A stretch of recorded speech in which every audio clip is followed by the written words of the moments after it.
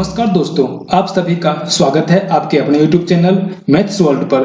दोस्तों आज हम लोग लूसेंट सामान्य विज्ञान का लेक्चर नंबर 32 देखेंगे। दोस्तों मैंने आप लोगों को बताया था कि ध्वनि को हम लोग 7 पार्ट में देखेंगे, जिसका आज हम लोग ध्वनि का दूसरा पार्ट देखने वाले हैं। इसके बाद हम लोग इसको 5 और पार्ट में देखेंगे। तो आज है ध्वनि का दूसरा पार्ट, ठीक है, जिसमें हम लोग ध्वनि तरंग के बारे में पढ़ेंगे, अवश्रव्य, श्रव्य और पराश्रव्य तरंग के बारे में। ठीक है दोस्तों, तो चलिए चलते हैं, देखते हैं आज का सेशन। और दोस्तों अगर आज आपको यह वीडियो अच्छा लगता है, थोड़ा सा भी हेल्पफुल लगता है, तो जरूर लाइक कीजिएगा और शेयर कीजिए। और अगर आप हमारे चैनल पे नए हैं तो चैनल को सब्सक्राइब जरूर कर लीजिएगा।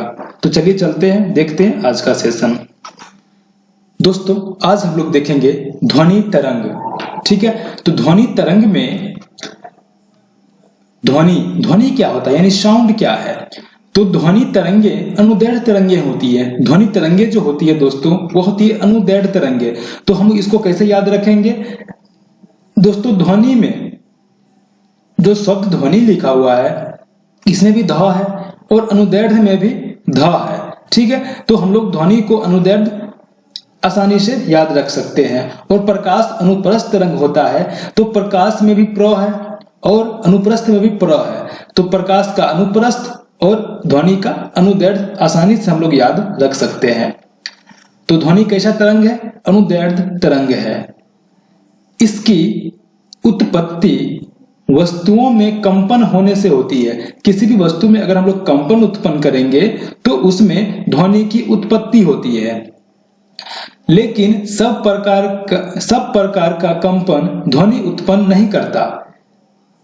सेकेंड लाइन कह रहा है कि किसी भी वस्तु में हम अगर कंपन उत्पन्न करेंगे तो उसमें ध्वनि उत्पन्न होगी, लेकिन सभी प्रकार के कंपन से हमको ध्वनि उत्पन्न नहीं होती है। जिन तरंगों की आवृत्ति ध्वनि उत्पन्न अगर हम वस्तु में कंपन करेंगे तो जो तरंग उत्पन्न होगा, तो जिन तरंगों की आवृत्ति लगभग 20 कंपन प्रति सेकंड से 20,000 कंपन प्रति सेकंड के बीच होती है, उसकी अनुभूति हम कर सकते हैं, उसको हम सुन सकते हैं।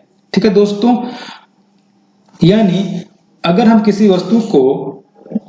वस्तु में कंपन उत्पन्न करते हैं, उसमें जो तरंग उत्पन्न होता है, अगर वो वस्तु 20 कंपन प्रति सेकंड से 20,000 कंपन प्रति सेकंड के बीच उसमें कंपन उत्पन्न होता है, तो उस कंपन को हम लोग अपनी कानों से सुन सकते हैं। ठीक है, जिन यांत्रिक तरंगों की आवृत्ति इस सीमा से कम या अधिक होती है उसके लिए हमारे कान सुग्राही नहीं होते, यानी हम उस ध्वनि को नहीं सुन सकते हैं। हमारे कान जो है सो 20 कंपन प्रति सेकंड से लेकर के 20,000 कंपन प्रति सेकंड तक की तरंगों को सुन सकता है। लेकिन अगर 20 से कम हो जाए या 20,000 से अधिक हो जाए तो उसको हमारी कान नहीं सुन सकता। तो हम अतः इसमें कह रहा है कि अतः ध्वनि शब्द का प्रयोग केवल उन्हीं तरंगों के लिए किया जाता है जिसकी अनुभूति हमें अपने कानों द्वारा होती है। ठीक है दोस्तों, भिन्न भिन्न मनुष्यों के लिए ध्वनि तरंगों की आवृत्ति परिसर अलग अलग होती है। इसमें कह रहा था कि किसी भी वस्तु में कंपन उत्पन्न करने पर तरंग उत्पन्न होता है। ठीक है, और वह तरंग जो है, अगर उस तरंग में जो कंपन है, कंपन अगर 20 कंपन प्रति सेकंड से 20 कंपन प्रति सेकंड से 20,000 कंपन प्रति सेकंड के बीच अगर कंपन है, तो इसको हम लोग अपनी कानों से अनुभव कर सकते हैं। तो इसके बीच में जो कंपन होता है, यानी इसके बीच में जिस तरंग की आवृत्ति होती है, उसी को हम लोग क्या कहते हैं, ध्वनि कहते हैं। ठीक है दोस्तों, इसी को हम लोग क्या कहते हैं, ध्वनि कहते हैं। और ध्वनि हम क्यों कहते हैं, क्योंकि हम लोग इसको अपने कानों से सुन सकते हैं। जो 20 से कम है उसको हम नहीं सुन सकते हैं, और जिसका आवृत्ति 20,000 से ज्यादा है उसको भी हम लोग नहीं सुन सकते हैं। ठीक है दोस्तों, अब आगे क्या कह रहा है, ध्वनि तरंगों का आवृत्ति परिसर। अब जो दोस्तों ध्वनि तरंग है उसका जो आवृत्ति परिसर है, तो उसके अनुसार उसको कुछ नाम दिया गया है। जो ध्वनि 20 हर्ट्ज से कम हो, यानी 20 कंपन प्रति सेकंड से कम आवृत्ति वाली हो उसका क्या नाम होगा, जो 20 से लेकर के 20,000 तक कंपन प्रति सेकंड का होगा उसका नाम क्या होगा, और जो 20,000 से ज्यादा कंपन प्रति सेकंड वाली तरंग होगी उसका नाम क्या होगा, उसको आगे हम लोग समझते हैं। अपसरव्य तरंग यानी इंफ्रासोनिक वेव्स, ठीक है दोस्तों, वैसा तरंग जिसकी आवृत्ति 20 हर्ट्ज यानी 20 से कम होता है उसको क्या बोलते हैं, अपसरव्य तरंग, यानी इसको हम लोग अपने कान से नहीं सुन सकते हैं। इस प्रकार के तरंग को कौन उत्पन्न कर सकता है, बहुत ही बड़ा आकार का स्रोत, ठीक है दोस्तों, यानी पहाड़, झरना, नदी, इस सब से तरंग उत्पन्न होता है उसको कहते हैं अपसरव्य तरंग, ठीक है। दूसरा होता है श्रव्य तरंग, ठीक है दोस्तों, श्रव्य यानी ऑडिबल वेव, जिसको हम लोग अपनी कानों से सुन सकते हैं।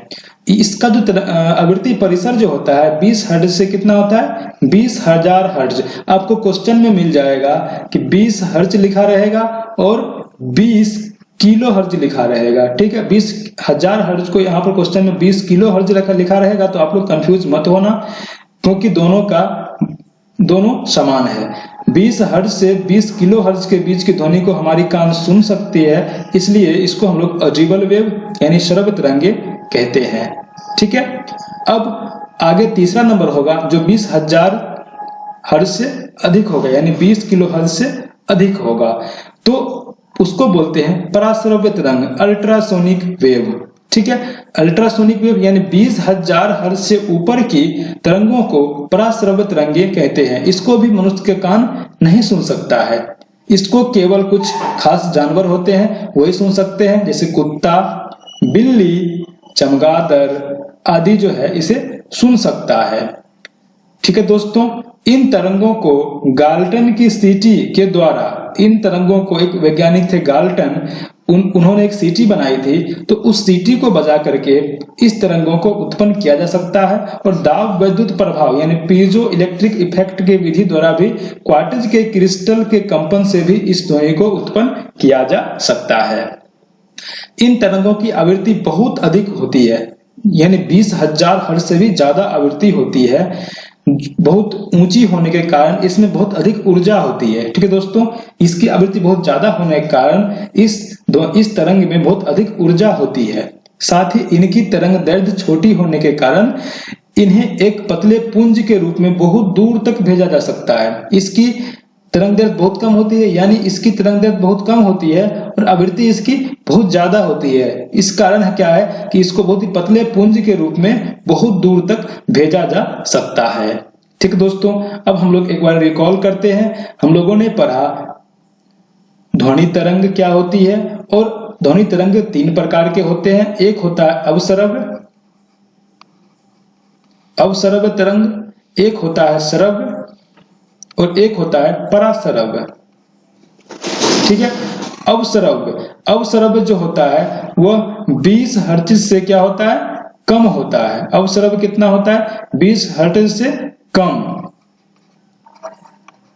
ठीक है। और श्रव्य जो होता है 20 हर्ट्ज से 20,000